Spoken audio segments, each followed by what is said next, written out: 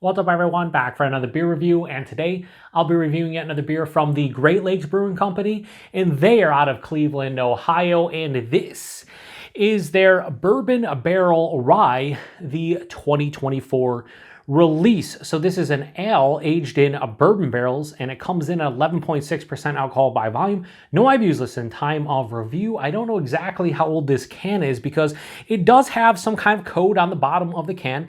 It just says 2024 and then a code that I can't really decipher. However, on their website, they do say this is a April release, and then I looked at their Instagram, and on May 3rd, they posted that this one is going to be available very soon in their market. So with that information, I would imagine that this can is at least 6 months old, more in the 6.5 to 7 month old range, because I'm reviewing this one in early November. So anyway, I can't wait to get into this one. Why? Well, it's Great Lakes. I like Great Lakes quite a bit. I am somebody who loves rye, whether it's rye bread, rye and beer. I just love rye. So the fact that this is essentially an Imperial Rye Ale aged in bourbon barrels makes me super excited to give this one a go. When I saw this one, the only thing that would have pumped me up a little bit more would be if this was actually aged in rye whiskey barrels. Then I would have lost my shit, if I'm being honest with you. They do have a little spiel here on the side. It says, sip and savor this small batch, smooth and bold rye ale, aged in bourbon barrels for even more delicious complexity. I hope so. Got the hashtag proper glassware. Now, I did pick this one up in late July to early August. It's been sitting in my fridge. Why? Well, it's a can, and I can't cap it or anything. So once I crack it, I got to open it. It's 11.6%. It's 16 fluid ounce can. I'm ready for it tonight, but it's very rare that I'm ready to drink an entire, 16 fluid ounce can of anything that's close to 12%, just being honest with you. So I am looking forward to it today, but it's been in my fridge for a couple months because of that reason. If it was in a bottle, I would have said that I would have probably drank this one in August or September, because I could have capped it and saved some of it for the next day, whatever the case may be. I wouldn't have had to drink the entire thing at once if I didn't want to and I didn't choose to, but it is what it is. Anyway, being in a can though, we'll talk about the price point at the end. It's where the price point really shines, because this is in a can. Anyway, we got this hashtag proper glassware, and let me tell you something. That looks fucking phenomenal. It has this beautiful, like, dark amber, like, mahogany color. Hold it up to the light. Yeah, definitely like this rust, deep rust color. Maybe copper. I mean, it's just, you could say pretty much like 10 different colors and you wouldn't be wrong. It had about a finger and a half of the straight up tan colored head that is dissipating. It is barrel aged almost 12%. I kind of expected that. But I also have, this isn't really truly, this is the 25-year celebration glass. So I got this in 2013. That's how long I've been drinking Great Lakes stuff, even longer than that. But yeah, I wanted to get a 35 anniversary glass and never found one. But anyway, it just looks awesome. It has alcohol sheets on the side of the glass inside. Good carbonation. Just plays the role of something that you would say is an Imperial Rye Ale Asian bourbon. So yeah, it's good nose. Holy fucking Christ. Now, I saw one person that I know of review this one, and that is a very good friend of mine, a fellow beer tuber, Rod, over at Rod J Beer Ventures. I did not watch his review, though. I didn't want to be influenced by what he said, but I did see him review it. This one kind of flew under the radar, I thought. Like, Great Lakes doesn't release a lot of barrel-aged beers outside of their, like, Blackout Stout and a couple other ones they've released in the past. So when I saw this, I was like, I have to get it because it sounds made personally for me. Like, they brewed this beer for me. They did. So yeah, lots of rye. It has a spiciness here that is, I know it's rye. If I was doing it blind, maybe not, but has a spicy rye character. It has a lot of the barrel. It has a sweet peppery bourbon, has some vanilla, has a touch of oak. I'm also getting this really nice deep dark cherry. Yeah, caramel toffee. It has more of like a caramelized confectionery kind of sweetness. Maybe even a touch of molasses. Dark bread. Like a pumpernickel or something like that, or like a marbled rye bread. Now I'm drinking this right out of my darker beer fridge at 54 degrees Fahrenheit, so this is probably like 56, 57 right now. I don't think they actually said what temperature to drink it at. Like some breweries will do that. They did not, but I just thought a beer like this, yeah, it needs to be a little bit warmer. It's almost room temperature down where I'm reviewing it, not far off. Yeah, it smells very complex. Lots of sweetness. Again, that sweet dark cherry. You could even say there's a little bit of like plum and raisin. It almost smells like a hybrid of like an old ale, an English barley wine, and like a wee heavy. It has a little bit of like a toasty kind of malt character as well. A little bit of smokiness. Yeah, this smells fucking great. Let's get into it. Cheers, everyone.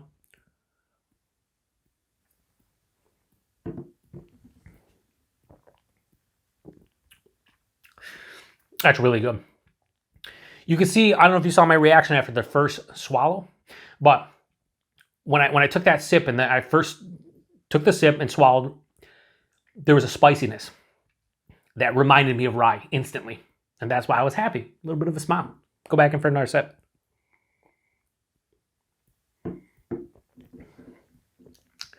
Where the fuck is the 11.6? Like, I took 2 sips and there's no astringency on the palate. It has yet to hit me in like the chest or the stomach. This hides the alcohol extremely well. Now, to be fair, this is like 6 to 7 months old, so maybe it's kind of calmed down. I don't know how it was super fresh, but that is really nice. Body mouthfeel. Body is thin. I didn't expect a big viscous kind of body. Reason being, this is not an Imperial Stout. This is not a barley wine of any sort. It's not an old ale. It's an Imperial Rye Ale. And most Imperial Rye Ales, like Rye on Rye or a Rye on Rye from any of the Rye on Rye beers from Boulevard, the most prominent rye beers or barrel-aged rye beers, they're usually a bit thin.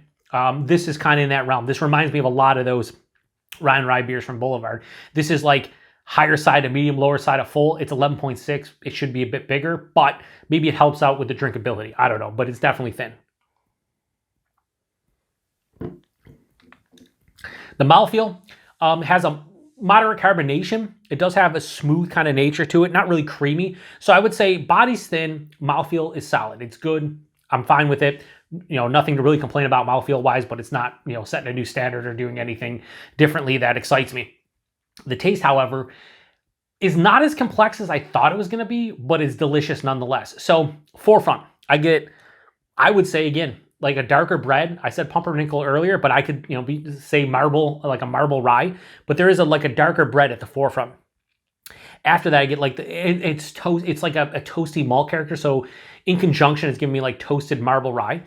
That's right at the tip of the tongue. First, you know, swig of it, I'm like, okay, I noticed that. As it passes through, again, the caramelized sugars and the fruitiness kind of blend together. So I'm getting, you know, a sweet dark cherry, a little bit of like a plum and a raisin, mixing with a caramel toffee, like molasses thing going on. For sure. About midway to 2/3 of the way through the palate, the barrel hits. And to me, it's peppery bourbon, a little bit sweeter, vanilla, for sure, and then a nice like moderate oak tannin dryness that lingers to the back. And the back of the palate, again, I get a nice pop of spiciness from the rye in conjunction with that nice drying, solid oak tannin kind of feel to it.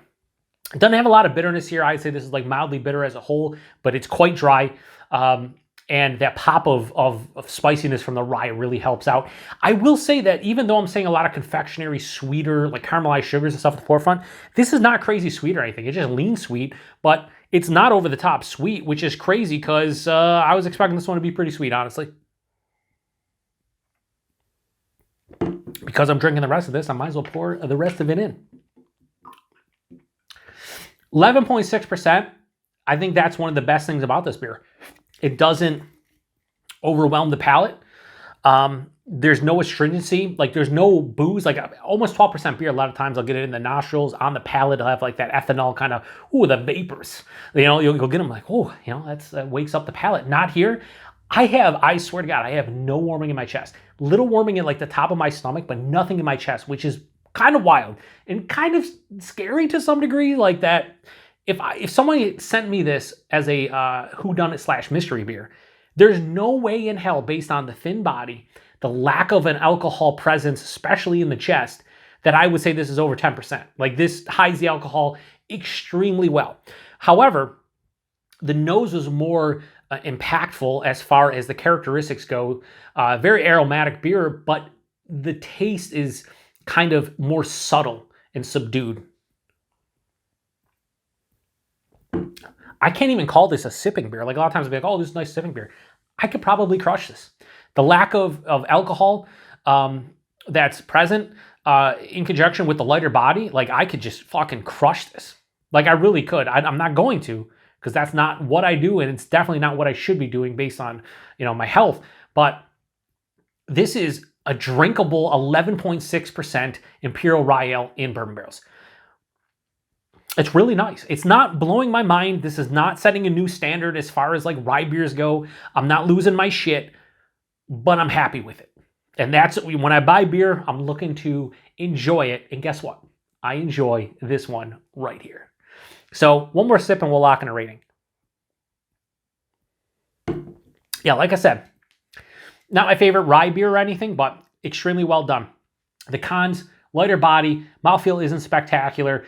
And if I'm being honest with you, I think I'd like to see a little bit more, I know it sounds crazy, but a little bit more sweetness in this one, just because it would kind of, I know this sounds like I'm contradicting myself and being a little hypocritical here, but I don't want it to be as quaffable and drinkable as it is. I know that sounds stupid, but it's like I'm all prepared for a sipping beer that's going to take me an hour and a half to power through and to, sip on it over the course of 60 to 90 minutes. This, I could be done in 5 to 10, and I'd be like, where's another one? And then like a half an hour from now, I'd be like, holy shit, I'm fucked up. Anyway, so yeah, those are the cons. The pros, the alcohol is extremely well hidden to the point where it's kind of ridiculous. I wouldn't call this probably, I'd say, if I was going to buy it, like 9%. It's 11.6. That's fucking insane.